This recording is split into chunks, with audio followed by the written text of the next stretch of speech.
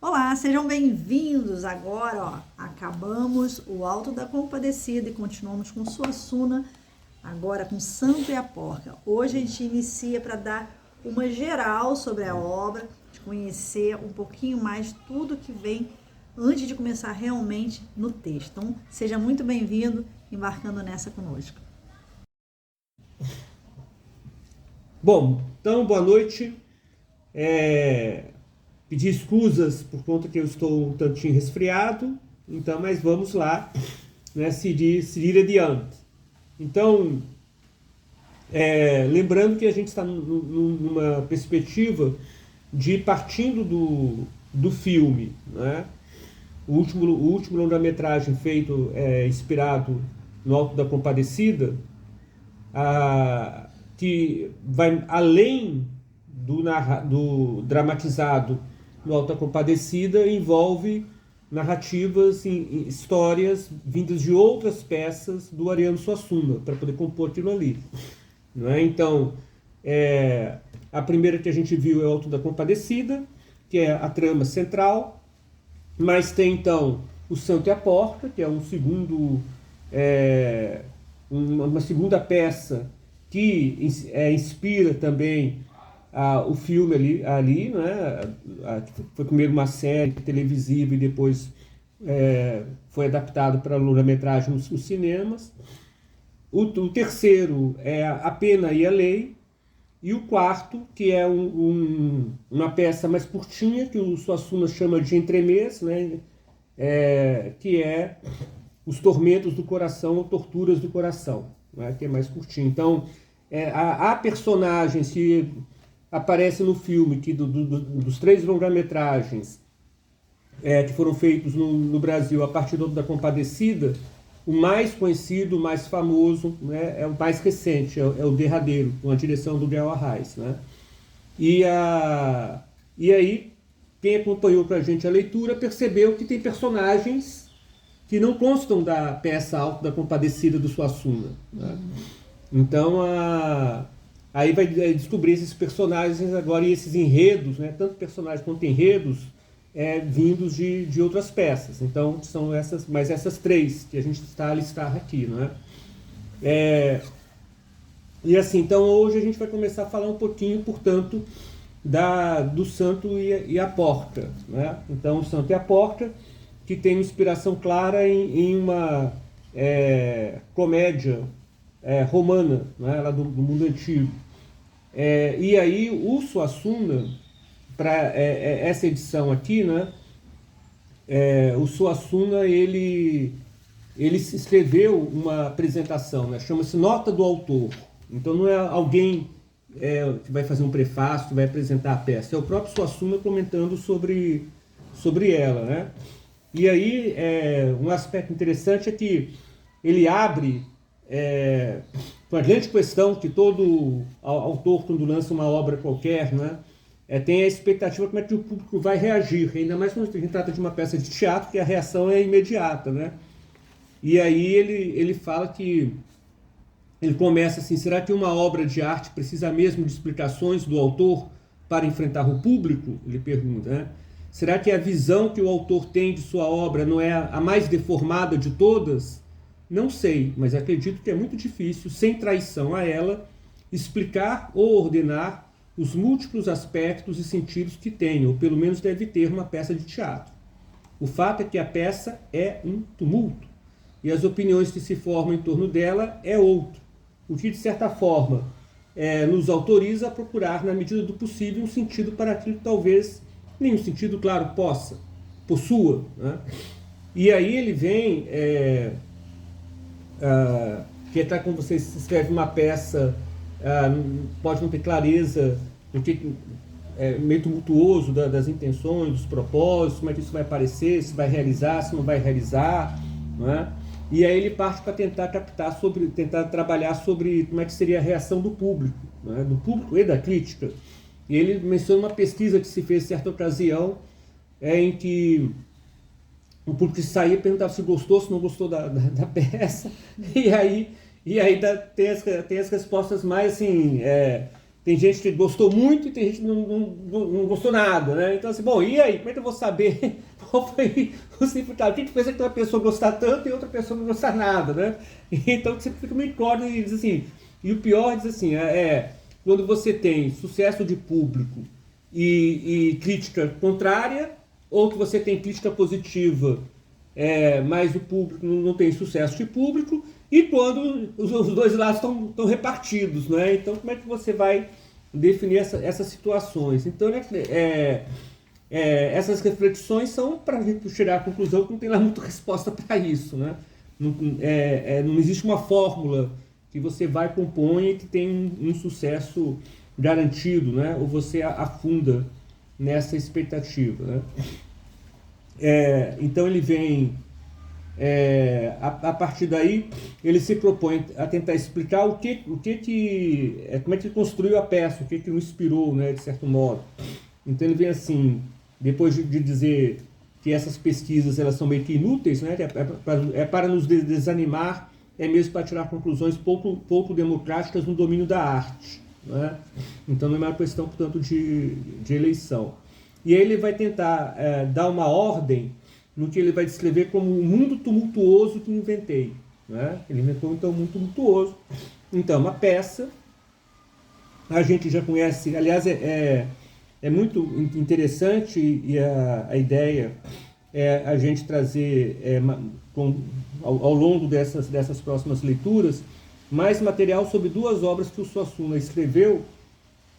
Uma chegou a ter formato de livro, né, que ao longo de todo o tempo que ele foi como professor de estética lá da Universidade de Pernambuco, Federal de Pernambuco, ele acabou, portanto, elaborando um livro que é a Iniciação à Estética, né, que é muito legal, que ele vem e levanta, pensando nos diferentes gêneros artísticos, né, balé, cinema, teatro, né, os mais variados gêneros que vão sendo trabalhados, e aí ele vai discutindo a questão da estética, não é? Quer dizer, evitando a questão de purismos, não é? E de você querer, como é que eu posso dizer assim, querer dar uma utilidade àquela obra, né? Quer dizer, então ele abre um grande debate sobre isso, ele apontando qual é a visão dele de estética, né? Como você deve observar. Então, a gente pode dizer assim, de certa forma, um testamento dele, né? Porque ele já publica essa obra depois de muitos anos, dando aula na faculdade de estética, e ele faz, portanto, uma grande síntese sobre ela, então é muito legal para a gente ver o ponto de vista dele, né? E outro, que nunca foi publicado, mas a gente tem um material datilografado, que é a tese de livre-docência dele, né? Que é a onça castanha, né? Que é um debate que ele vai travar de o que é a cultura brasileira, né? Quer dizer, então, é muito bacana, a gente tem isso, a gente consegue baixar na internet, né, o PDF, e que está datilografado. Você vê lá os tipos, né, de bater a máquina, quando ele fez lá o concurso para livre docente da universidade, né, onde ele dava aula. Então, esses dois textos, eu penso, são legais porque, para além daquilo que a gente vê nos vídeos, ele falando, tem entrevistas, né, que perguntam sobre a visão dele, da arte, como é que é, etc e tal, mas, para além disso, você pegar um material escrito que ele parou, refletiu, fundamentou. Então, que é bacana que a gente vá pegando trechos desses elementos para poder... a gente vai colocar também os PDFs disso lá no grupo do Telegram, né? Que a gente pode ir pegando e conversando a esse respeito, né? E aí, quer dizer, então a gente tem, portanto, a gente já tem noção de que essas peças, né, que têm raízes populares, que ele busca esses elementos e que elas envolvem justamente situações que vêm a parecer inverossímeis, né, mas faz parte do imaginário popular, e ele alimenta também com esses elementos as peças dele, daí a grande expressão dele em termos de trazer para o palco, de popularizar a cultura nordestina, a cultura que ele conhece, né? Então a gente pega inclusive o trabalho dele, a gente vê que ele busca autores de diferentes regiões, áreas, não é? Porque está pensando na cultura brasileira. Mas aqui nas peças de teatro dele, ele está bem focado naquilo que é a realidade que ele conhece mais profundamente, né? que são esses textos. E que, portanto, muitas coisas podem parecer absurdas, né? Mas na apresentação tem uma coisa engraçada que a gente vê, e ele mesmo admite assim, ó, eu me inspirei no Plauto, né? Que é um comediógrafo romano, que tem um enredo básico ali, mas ele traz coisas que surpreendentemente faz parte da vida dele, do dia a dia, né? Que está próprio ali da peça, né? O Santo e a Porta, e que as pessoas argumentam que é impossível de acontecer, isso aconteceu na minha família. E a gente vai ver ele comentando esse tipo de coisa aqui. Então, portanto, aqui lá na página 13 dessa edição daqui, ele vem dizer assim, assim confessando que talvez esteja ainda mais no escuro do que os outros sobre o que faço, né? Porque você não sabe o jeito de uma invenção de inspiração, né? O que faço, tento aqui a ordenação ou uma das ordenações possíveis para o mundo tumultuoso que inventei. Não sei bem por quê, nem para quê. Para isso gostaria de esclarecer que em certo sentido, e somente assim, porque no fundo isto é uma simples história, o Santo e a Porca apresenta a traição que a vida, de uma forma ou de outra, termina fazendo a todos nós. A vida é traição, uma traição contínua. Traição nossa a Deus e aos seres que mais amamos, traição dos acontecimentos a nós, dentro do absurdo da nossa contradição, pois de um ponto de vista meramente humano, a morte, por exemplo, não só não tem sentido, como retira toda e qualquer possibilidade de sentido à vida, né? Então, que é um tema que a gente vê, ele volta e meia comentando sobre isso, né? Pega um cordel, e aí pergunta, o que eu perguntaria a Deus, né? Então, e essa questão de que Deus é que dá sentido à vida, né? Para essas coisas todas a vida soaria meio que absurda, né? Diante da morte, né? Porque viver, né? Tendo uma morte, um momento ali que você morre. E aí ele acrescenta essa questão da traição, das nossas contradições, né? Então, como de São Paulo, e antes de São Paulo diz o Ovídio, né?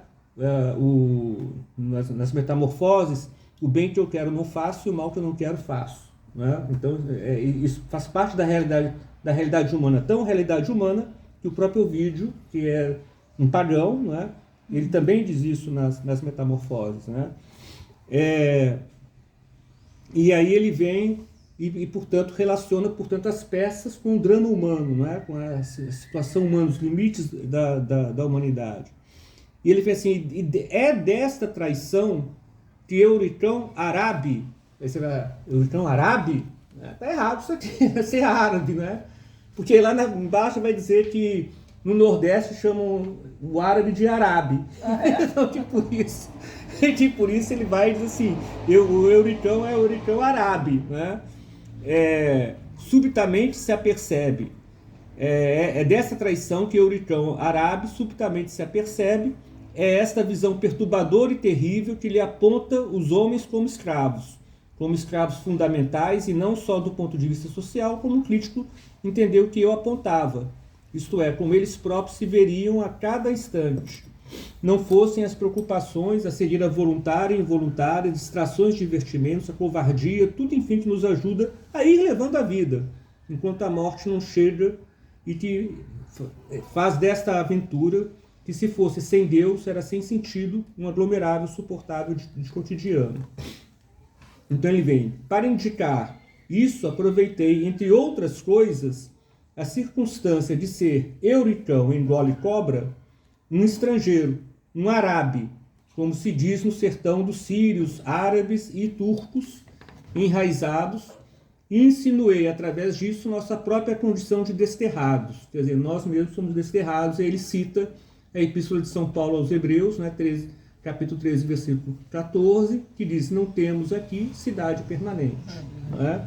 Então a gente vê que se a gente viu no Alto da Compadecida, que é um alto, e a gente conversou que alto tem como propósito, ele é moralizante, e ele sempre traz a discussão do destino da alma humana, né?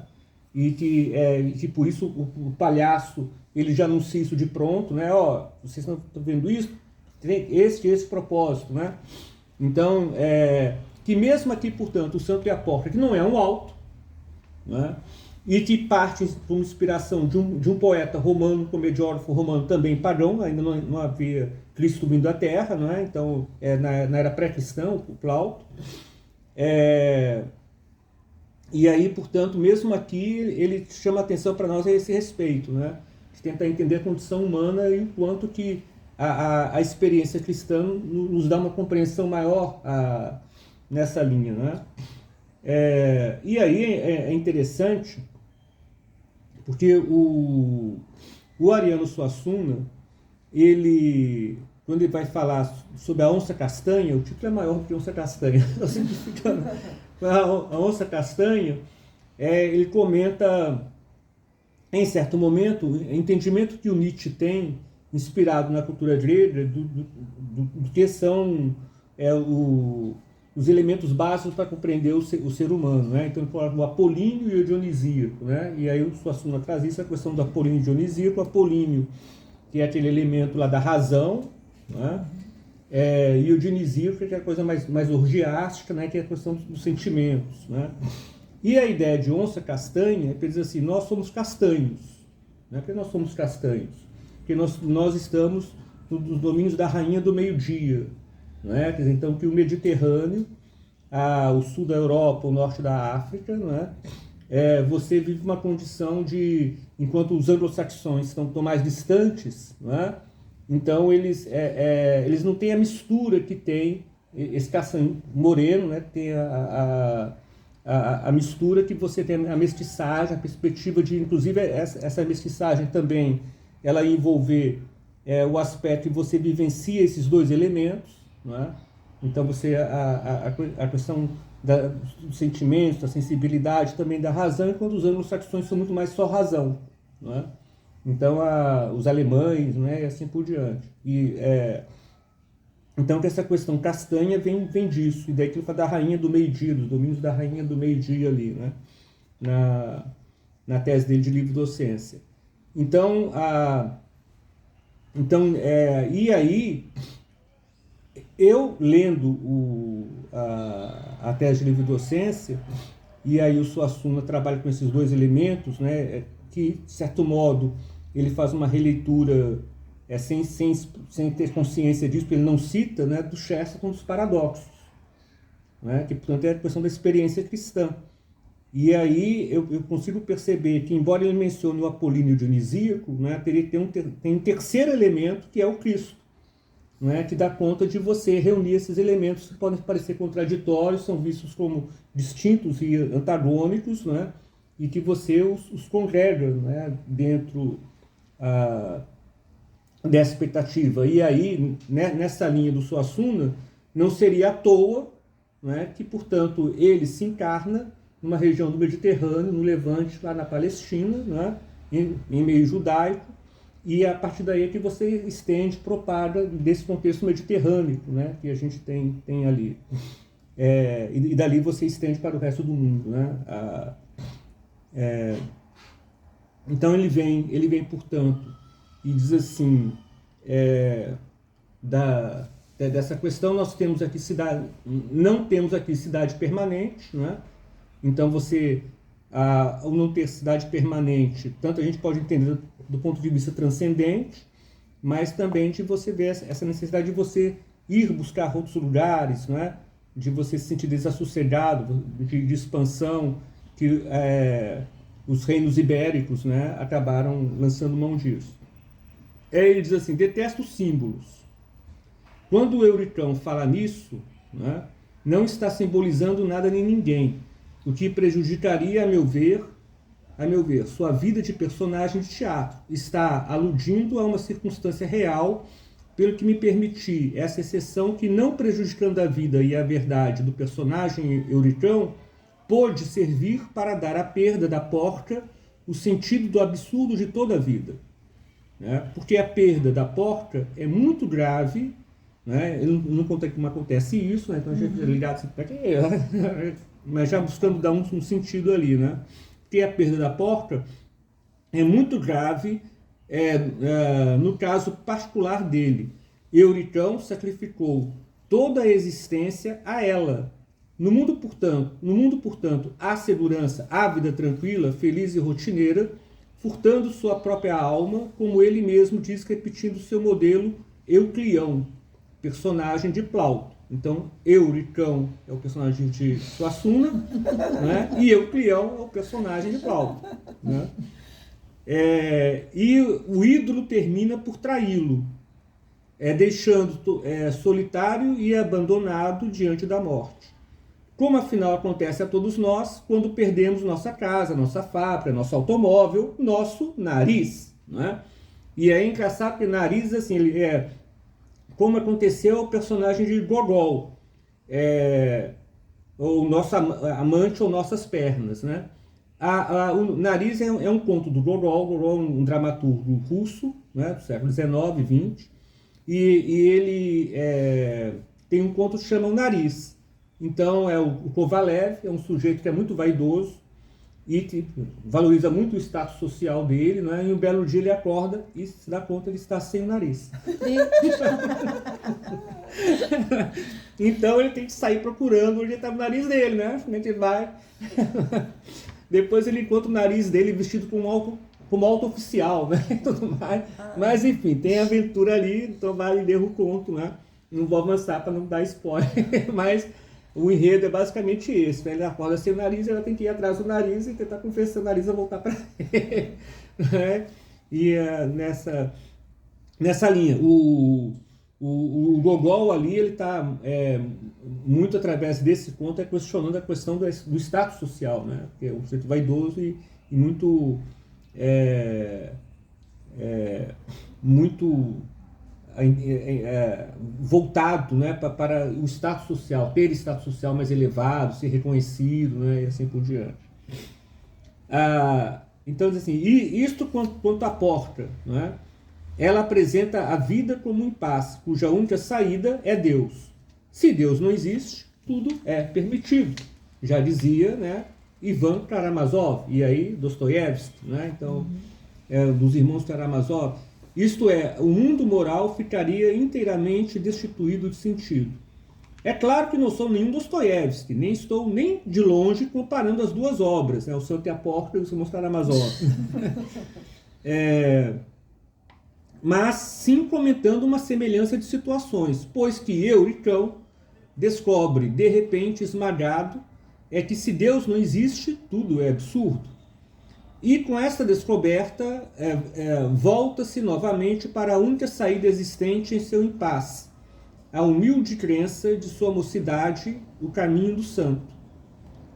Deus que ele segura no primeiro impulso, mas do qual fora desviado aos poucos inteiramente pela idolatria do dinheiro, da segurança, do poder, do mundo.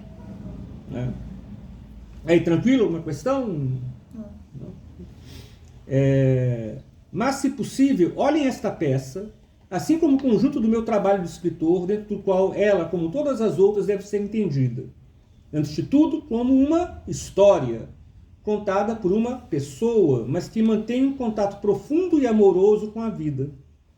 Considero-me um realista, mas sou realista não à maneira naturalista, que falseia a vida, não é? Acabamos de ver, traz uma obra naturalista, né? Mas que, inclusive, o Suassuna admira muito o modo da elaboração do texto, né? Ele diz, do Curtiço, ele avalia positivamente nesse aspecto, né? Mas não a maneira naturalista que falseia a vida, e a gente viu de certa forma falseia, né? Porque vai numa linha de entender de maneira cientificista, né, as pessoas como animais ali dentro, né? Mas a maneira da nossa maravilhosa literatura popular, que transfigura a vida com a imaginação para ser fiel à vida. Não tem sentido, portanto, dadas as características de meu teatro, dizer, como disseram alguns críticos ilustres, que é inverossímil. Né? Então, aproveitando para poder responder aos críticos, né? Inverossímil que um avarento ignorasse uma operação bancária e perdesse assim seu tesouro. Como é que um avarento, né, não vai acompanhar a sua situação bancária e encaminhar para perder seu tesouro? Em primeiro lugar, mesmo que isso fosse impossível na vida, não seria em meu teatro, onde um cangaceiro se deixa enganar por uma flauta e um conto do vigário. No caso, o Padre Cícero, né, que a gente acabou de ver, Alta Compadecida. E onde os anjos se vestem de judeus e os diabos de frades ou de vaqueiros. E, em segundo lugar, mesmo na vida, o caso é tão possível que aconteceu. Foi em Taperoá. Então, com uma pessoa avarenta, por sinal, pertencente à minha família. Na agência do Banco do Brasil, em Campina Grande, onde ela foi trocar seu dinheiro, avisada por um tio meu, juntou gente para ver aquelas notas, guardadas durante tanto tempo que ninguém as conhecia mais. Que, inclusive, dialoga também com o cortiço. Né? Você guardava ali, não é? O avarento ali guardava, aí quando foi lá, né, abrir as garrafas, então muitas delas não valiam mais, né? E tentou aí sabidamente, né, tentar passar para estrangeiro, né, a nota mesmo sem valer nada, algumas delas, né?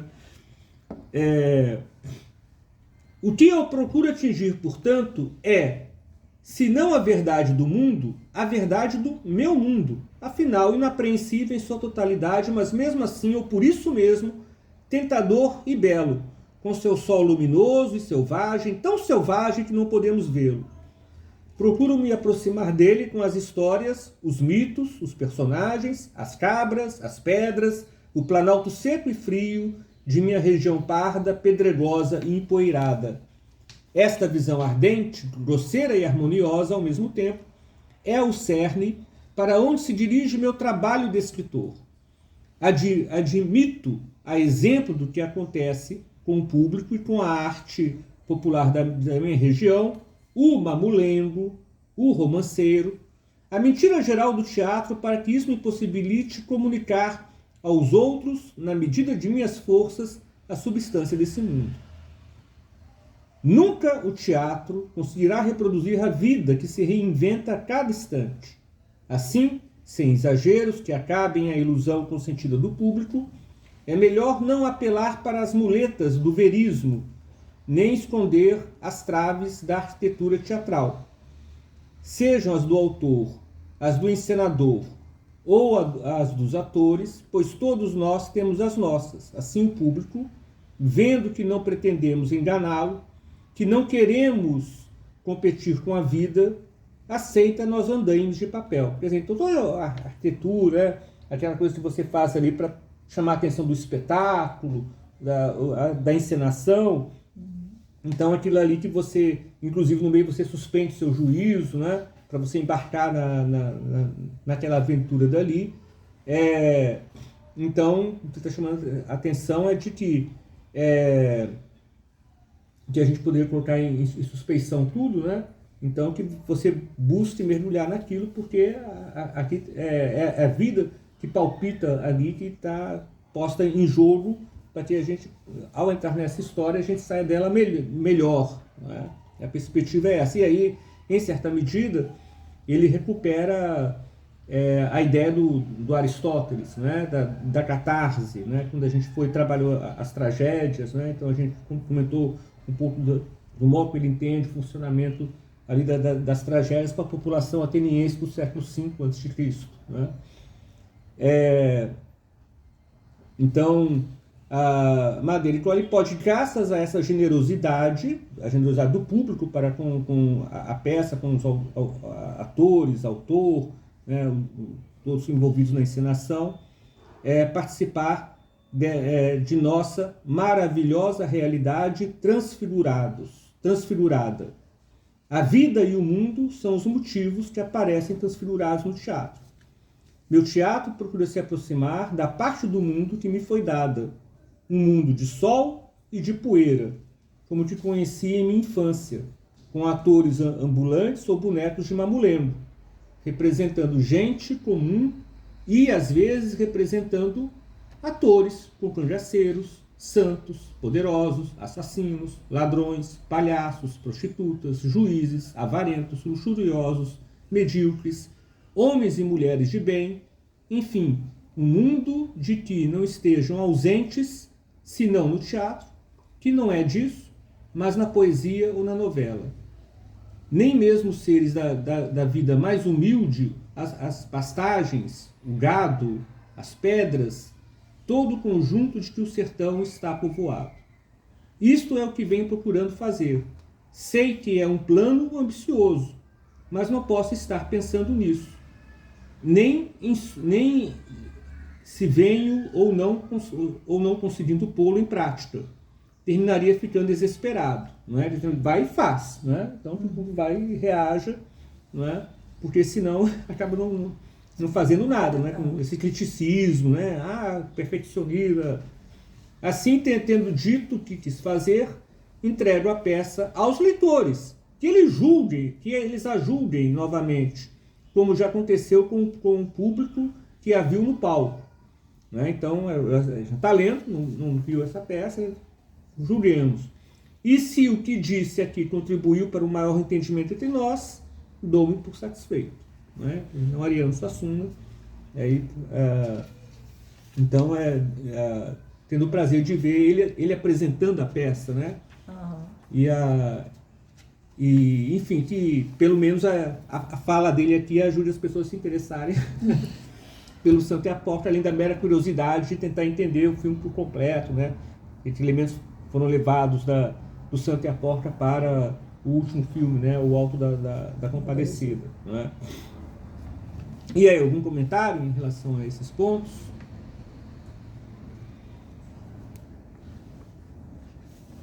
Não, achei curioso ele falar que tem coisas que acontecem mesmo, né? Uhum. O parente dele deve ter ficado ligado. Eu achei legal, assim, que ele comentar nesses... Porque ele fala que é da vida dele, do mundo dele, que é lá do sertão e tal. Mas como se comunica, né, com Dostoiévski, com Gogol e etc., Plauto, porque são coisas que são da natureza humana, né? Perfeito. Então, assim, então você tem essa preocupação dele de pegar o erudito com o popular, né? Não é a questão do movimento armorial. Né? E tira da caixinha, né? Porque a pessoa tem aquela mania de achar assim, não, se você é popular, então você não tem vínculo nenhum com o erudito, você não tem conhecimento e também não consegue vincular uma obra a outra, né?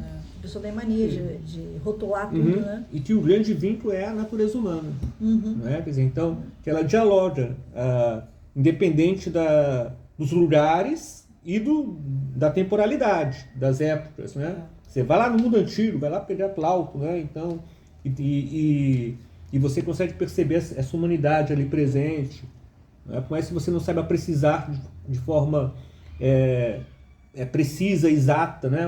O que é comum ali, né? Mas você sente porque você entende, né? Então está presente desse aspecto, essa natureza humana, né? Que a gente tem ali. E que, em certa medida, a gente pode também entender em relação à questão do senso religioso, né? Que é o senso religioso do coração humano, né? Porque, bem ou mal, essa comunicação em relação à natureza é o grande tema, né? Qualquer experiência religiosa verdadeira. Então você tem aqui a questão do senso religioso também ali presente dentro dessas peças, dialogando ali. É isso? É isso. Então, assim, que tenhamos mais uma bela aventura aqui com o Santo e a Porta, né? E que a partir da próxima semana são 3 atos, né? Então tem aqui bem marcadinho na página aqui agora no Santo e a Porta, né? O primeiro ato então está aqui, né? Sim. Vai ser mais fácil. Então o primeiro ato inicia na página 20, o segundo na 92 e a terceira na 148. Né? E depois tem uma pequena nota biográfica, mas já estamos carecas de saber sobre a vida do Suassuna, né? Sempre a coisa mais interessante, mas é bastante sucinto ali no final. Funciona como rememoração, né? Recordar o que tu já conhece lá do Suassuna na nota biográfica final. Né? Então é isso, já viu que pela introdução já tem muita coisa aí interessante nessa nossa nova aventura. Então contamos com vocês, entra lá no nosso Telegram, Livros Livres, para você ter o material e também tudo que vem além do próprio livro para você mergulhar nessa obra. Vamos junto!